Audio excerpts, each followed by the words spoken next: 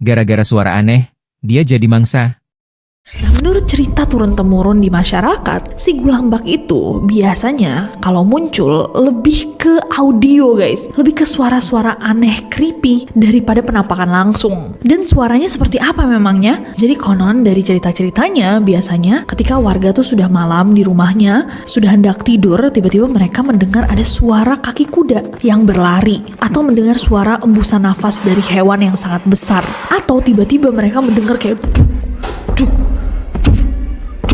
suara kayak ada orang yang melangkah, tapi langkahnya tuh sangat-sangat berat, berarti datang dari sosok yang sangat-sangat besar di sekitar rumah ataupun di jalanan. Dan ketika warga mengecek, mereka tidak bisa menemukan hewan atau orang besar tersebut.